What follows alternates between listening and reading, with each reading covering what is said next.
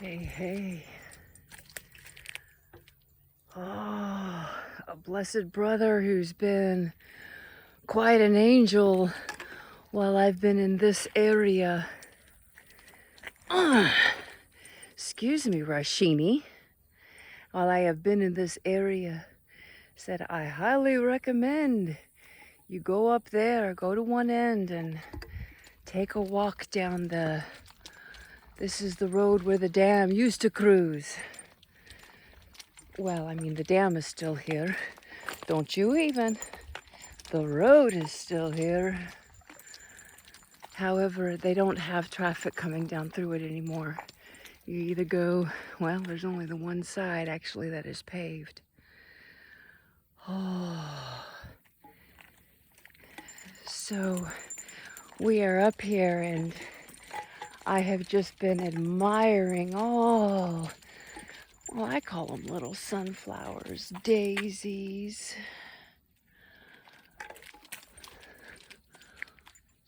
Okay, they got that beautiful little center there. It's not quite fully in its space. Get that out of my shoe.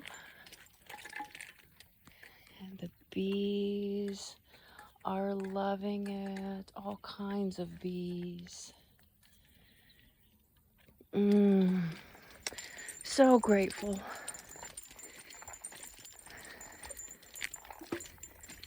Rashini and I taking our, well, it's usually somewhere between 4 and 10 miles every day in honor of the Peace and Dignity journey. And in that space of prayer for peace, dignity, and freedom for all. And ALL, that is all animals, human and non. So, our blessed, yeah, and as I've been walking through and coming here, I've been contemplating the beautiful prayers and meditations and contemplations. And as my mom would say, brain fucking is sometimes what we do around a topic. What I love about the fire ceremony every morning is we share stories. And some may call it, brain fucking, but we get right down to the heart and share and reflect the truth, the universal truths of whatever is going on. Taking ourselves out of the story and looking at the bigger picture, the higher vision, and coming from that space and then bringing it back down into our daily lives, into our human stuff. And that's how spirit works. And that's what I learned in Science of Mind. And even so in many of the other traditions that I have, well, that is a part of me.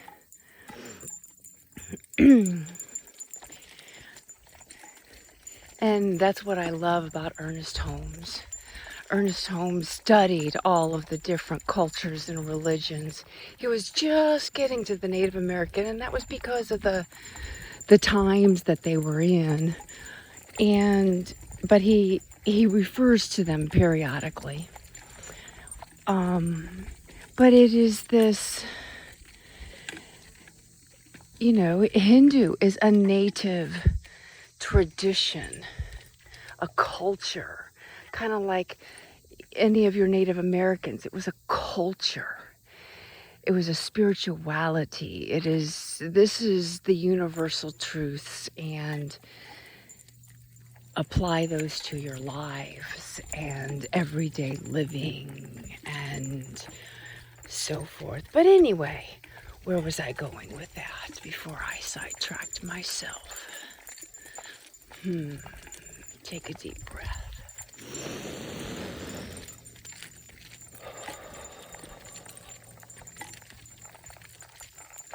Let's do it again.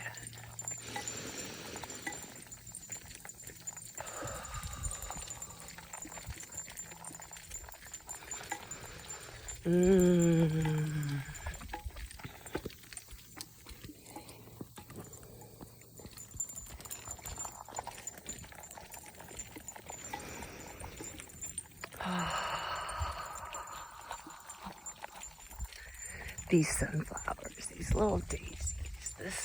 It reminds me of the mullein. It is the mullein in this area where it cleanses and brings new life. It also takes me to Ukraine. That is their country's symbol, as I understand it, or flag, or flower, plant. Got an itch here. So, we're getting close to our campsite. And then there'll be this beauty of making it back before it gets too hot. But it is. When you take a higher view, we've got all the purification taking on. The highest levels, so to speak, in this area, right here.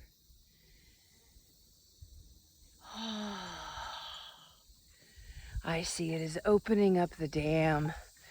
Let the dam fly through. Let the purification, cleansing take place. Restore nature as it originally is.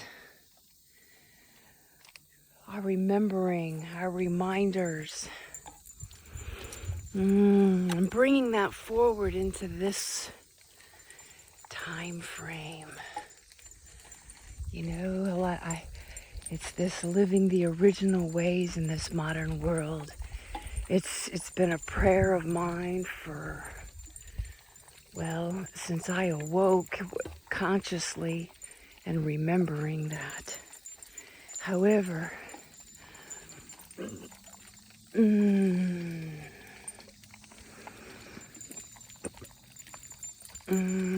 we are grateful for all the volunteers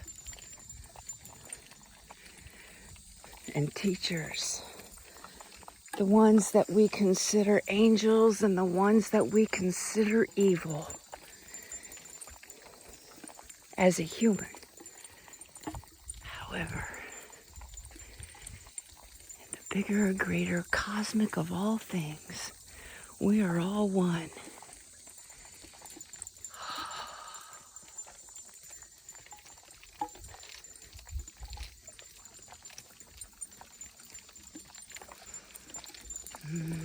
So right down here is camp. Oh, can't see the tent. There she is.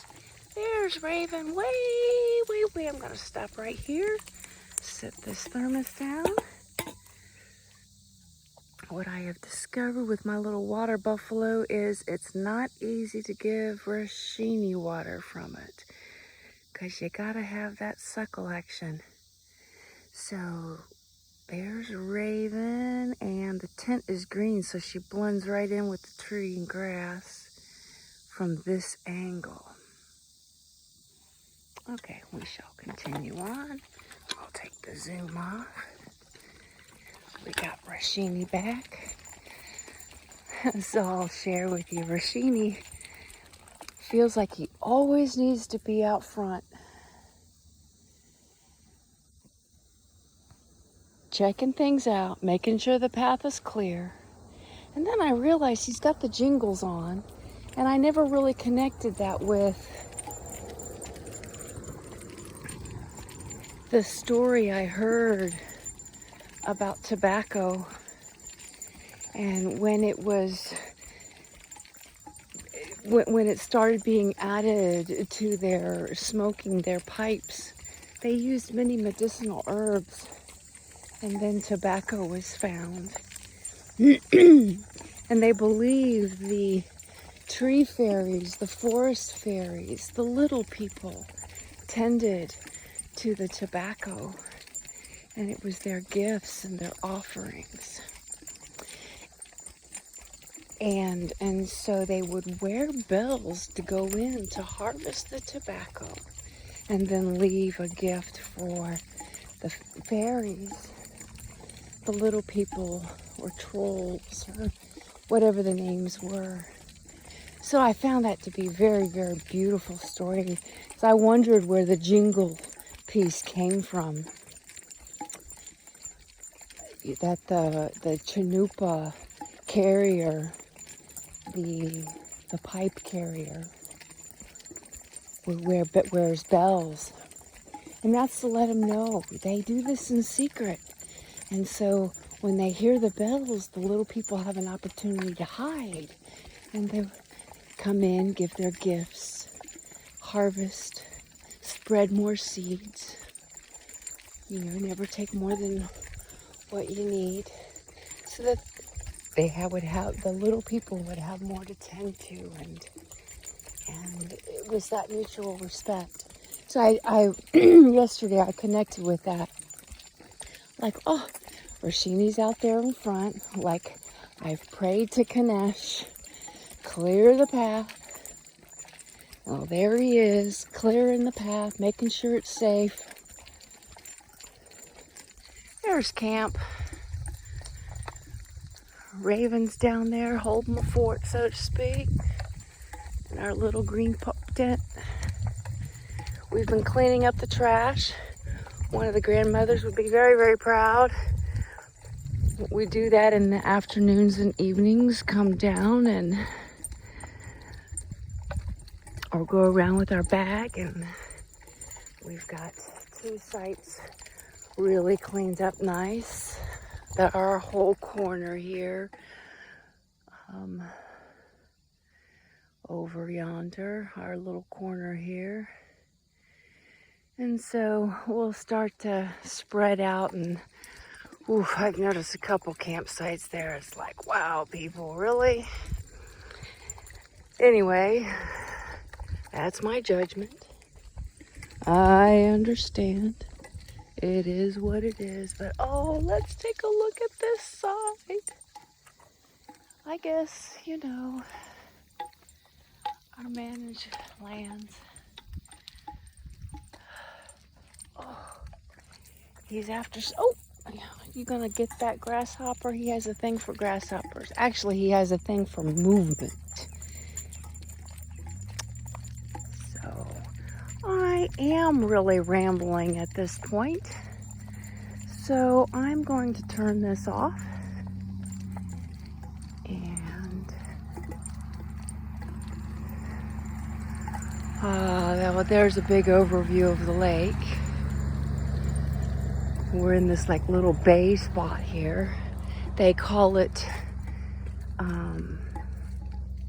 Beaver Point.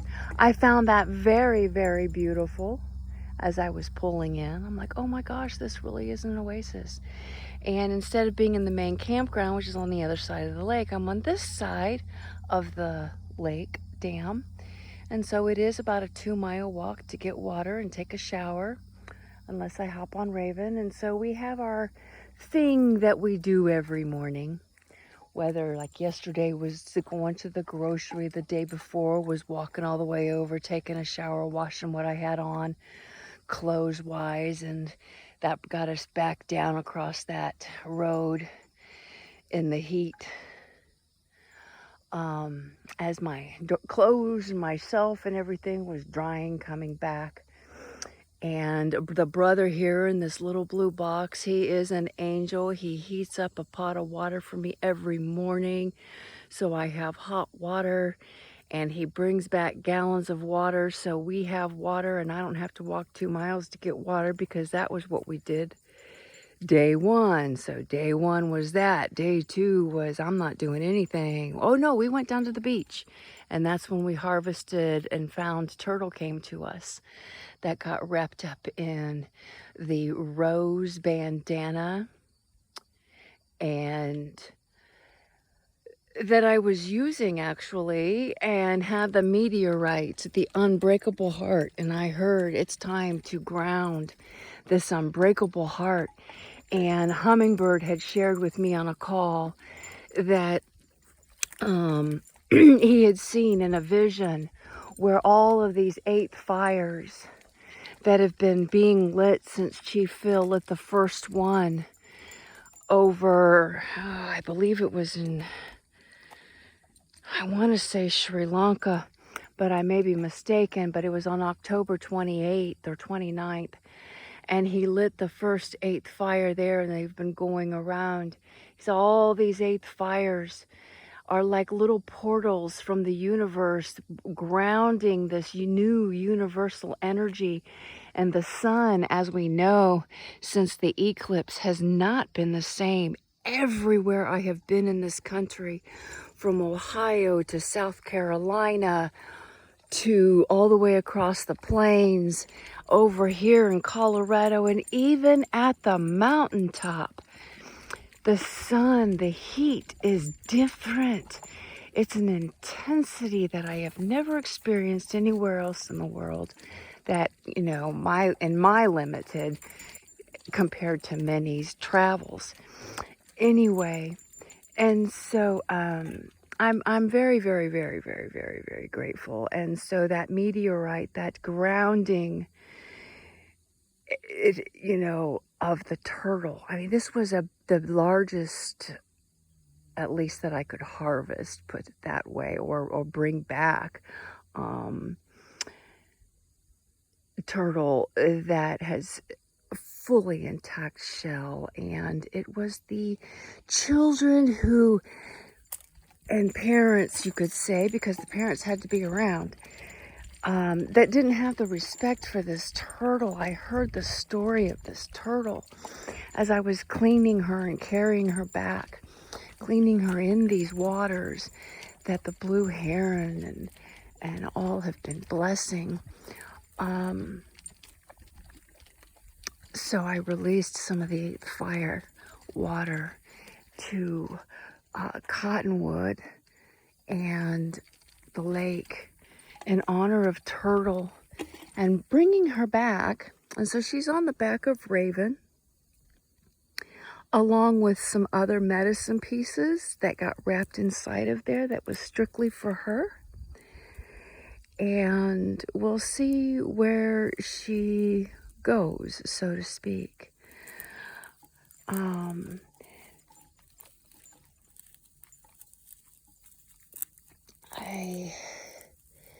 And so us grandmothers have been, we were speaking of self-care.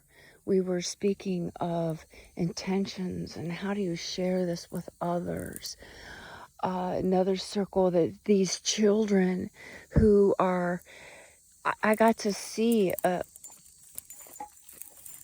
2 different families, 2 different ways of camping, so to speak, and being with your children and speaking to your children and disciplining to your children. And then flipping this turtle over and honoring her and grandfather, brother, son.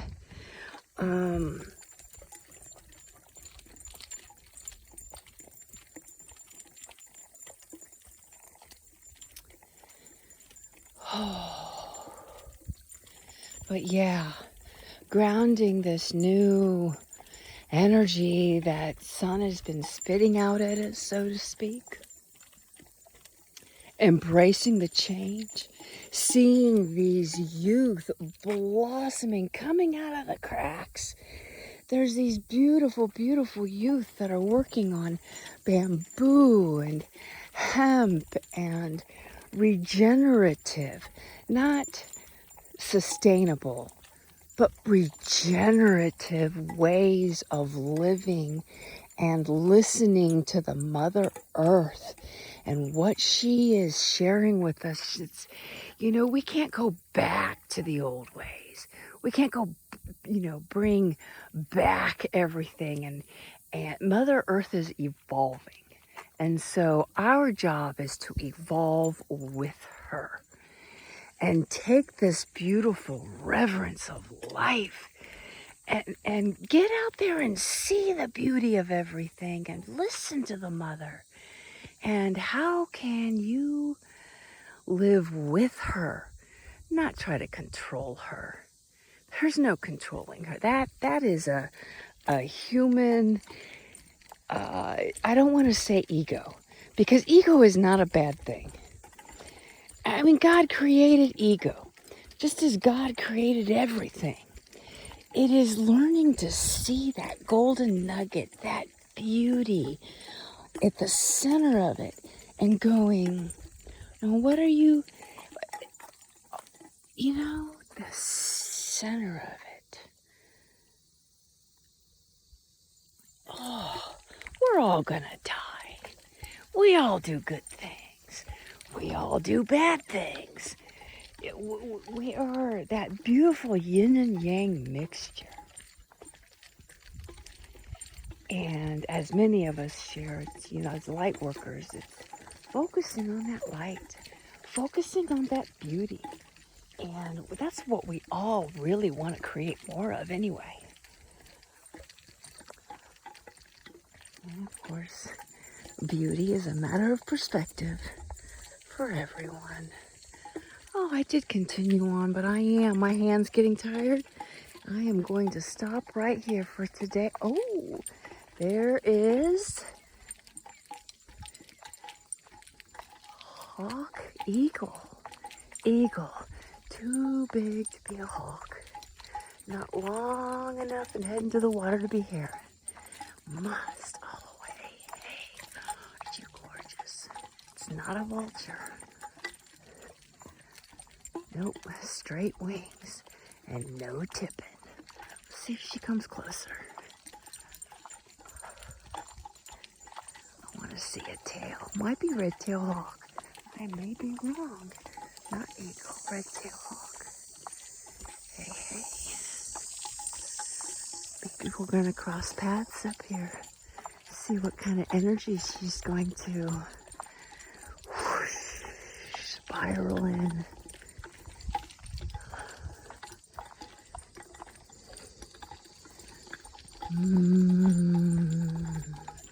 Let's listen.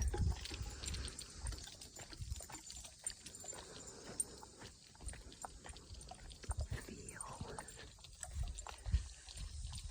Red-tailed hawk. I believe she is showing me where Rashini and I can make it down and across in a good way instead of walking all the way back. Thank you. Yep, that was the message. And off she went into a soar. Oh, I love my life.